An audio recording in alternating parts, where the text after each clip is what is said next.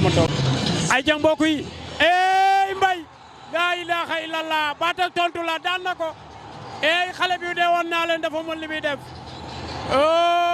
ilaaha illallah ay lamb wanati na xar kanamam ay mbay boole waxoon naa la ko du yàgg baat ak tontu la ko def lamb ja jiyoon na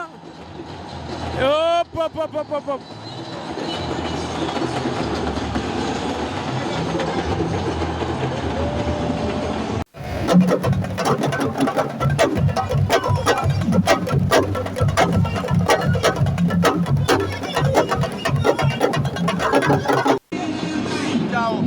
waaye kii bi yëpp aw ma seen fay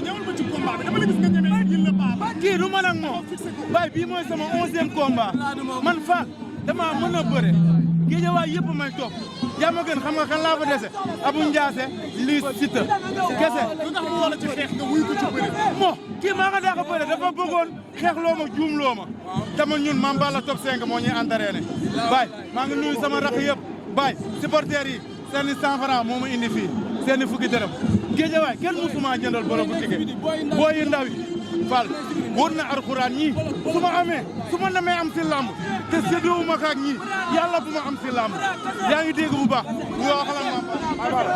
am na lu ma waxoon léegi man la daan motul 80 kilos mais mën na daan 120 kilos wala fajar dañuy entraîné Lirou Diane ñu koy sant ñooy bokk entraînement fajar ñooy bokk entraînement ngoon barke Seydina Mohamed waaw Thiatou Arlem mu ngi ñëw dimanche voilà Popose mu ngi ñëw le 4 janvier Elimane mi dafa war a bëre ci sa góor Lirou Diane ñu ko maa ngi fay sant di ko gërëm démb sukuri la ma woo am lu may envoyé donc pour boy bi parce que maa ne ko daan bëgg a jàppale boy bi en tant que monument mu ne daa am lu ma bëgg envoyé ma jox ko numéro boy bi mu envoyé ko waaw mention spéciale Lirou Diane mention spéciale léegi waaw gaal waaw